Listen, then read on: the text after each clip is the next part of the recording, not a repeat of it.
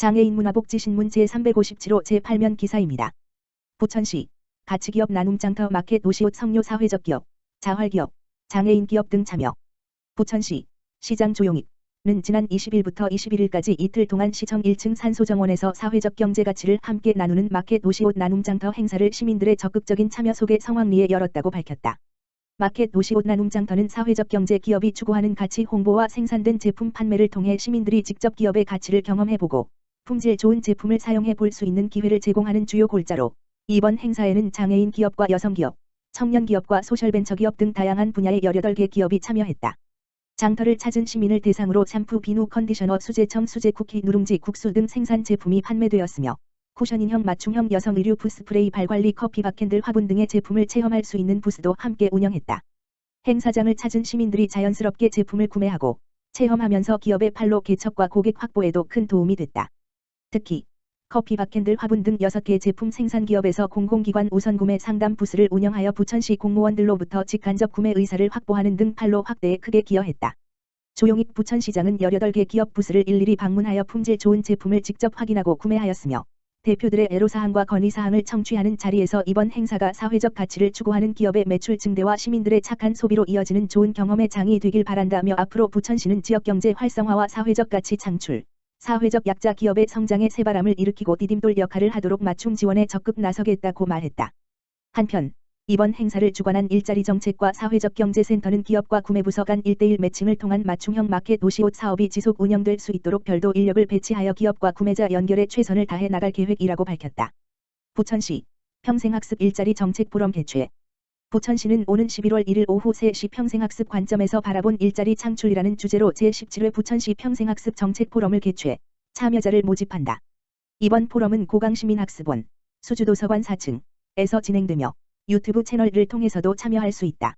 이번 포럼은 국가도 민선 8기 공통 관심 사안인 평생 역량 개발과 관련하여 전문가 진단 및 시민 정책 제안의 장을 만들고 보편적 평생학습 실현과 일자리 창출 방안을 고민하기 위해 마련됐다. 세부 내용으로는 좌장을 맡은 중앙대학교 이휘수 교수가 교육 없는 평생은 가능한가라는 주제로 기조 강연을 진행하며 한국직업능력연구원 박동열 선임연구위원회 지역연계 평생직업교육 어떻게 가능한가, 서울시 50+ 재단 황윤주 정책연구팀장의 평생학습 주도의 일자리 어떻게 가능한가, 경상남도 평생교육진 흥원 고영화 학습정보팀장의 지속가능한 평생학습 일자리 어떻게 가능한가 순서로 발표가 이어진다. 현재 포럼 주제에 대한 사전 학습을 유도하고 내용에 대한 이해와 참여율을 높이기 위해 10월 25일부터 부천시 평생학습센터 홈페이지를 통해 자료집을 공개 중이다.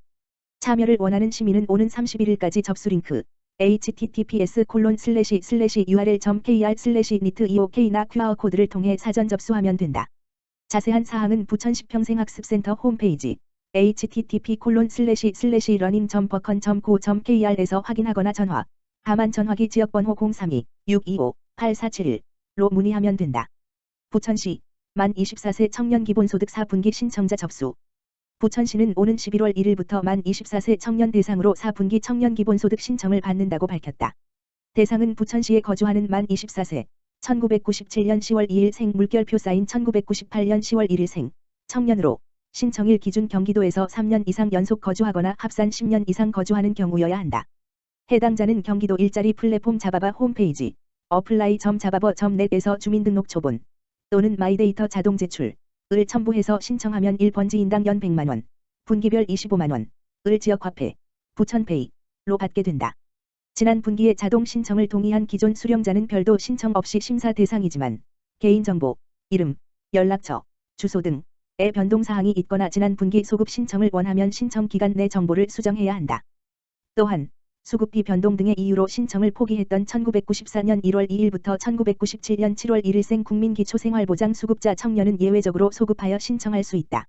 심사 및 선정 기간을 거쳐 지급 대상자로 확정된 청년에게는 12월 20일 이후 부천페이로 순차적으로 지급, 유효기간 3년 되며 경기지역화폐 모바일 앱 또는 고객센터, 다만 전화기 1899-7997를 통해 등록 후 사용할 수 있다.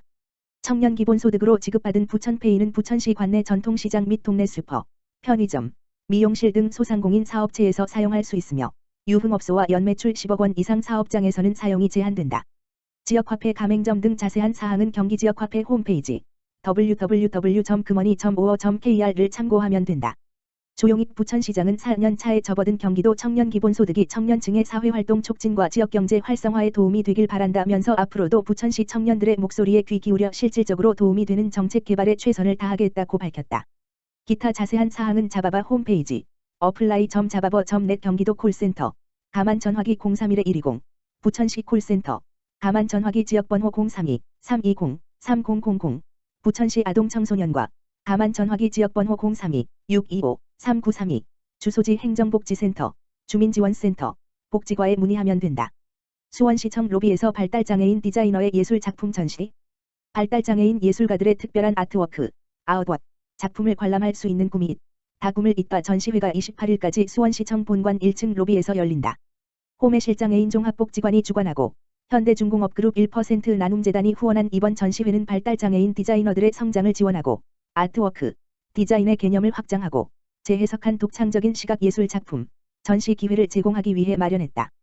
호매실장애인 종합복지관이 운영한 발달장애 캐릭터 디자인 전문가 양성 교육을 수료한 산책님, 박승혁 작가, 달림, 연푸름 작가, 사과, 전영기 작가 등 디자이너 10명의 데뷔작 20점을 전시한다.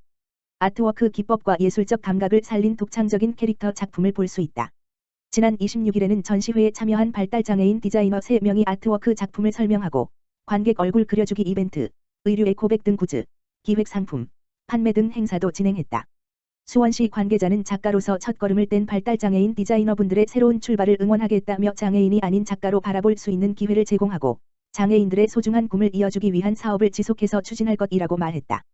수원시 여성폭력 실태조사 학수룡역 중간보고회 다문화 장애 여성 관련 전문가 대상으로 FGI 수원시는 25일 시청 소회의실에서 여성폭력 실태조사 학수룡역 중간보고회를 열고 여성폭력 실태조사 결과를 공유했다. 연구용역 기관 정보사회개발연구원 9월 26일부터 10월 14일까지 수원시민 602명, 미성년자 36명을 대상으로 한 설문조사 결과 수원시 여성들은 여성폭력 피해 구제 회복을 위해 가해자에 대한 강력한 처벌이 필요하다고 생각하는 것으로 나타났다.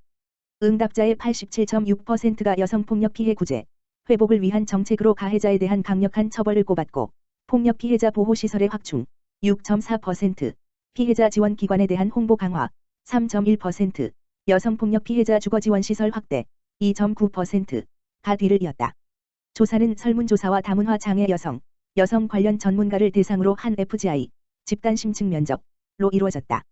설문조사 참여자 602명 중 남성은 17.1%, 여성 82.9%였고 연령대는 20대 10.8%, 30대 36.6%, 40대 32.9%, 50대 14.1%, 60세 이상 5.7%였다.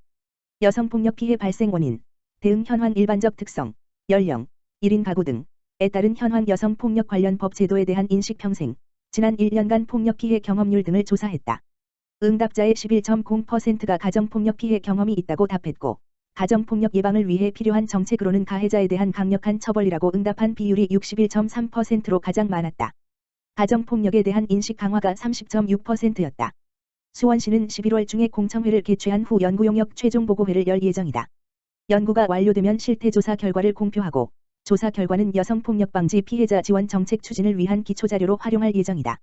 이날 중간 보고회에는 수원시 복지여성국장 등 수원시 관계자와 여성폭력 관련 전문가, 연구용역을 담당하는 정보사회개발연구원 관계자 등이 참석했다.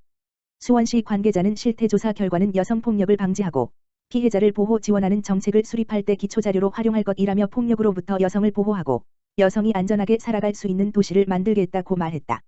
수원시 신규 돌봄 보육시설 간담회 수원시는 26일 매교역 푸르지오 SK뷰 공동주택 내에서 신규 돌봄 보육시설 개소에 따른 간담회를 개최했다. 이날 간담회에는 수원시 다함께 돌봄센터 14-15호점 센터장, 시립 푸르지오 SK뷰 1-2 어린이집 원장, 수원시 복지여성국장, 수원시의회 경기도의회 의원, 수탁기관 대표자, 매교역 푸르지오 SK뷰 관리소 관계자 등이 참석했다.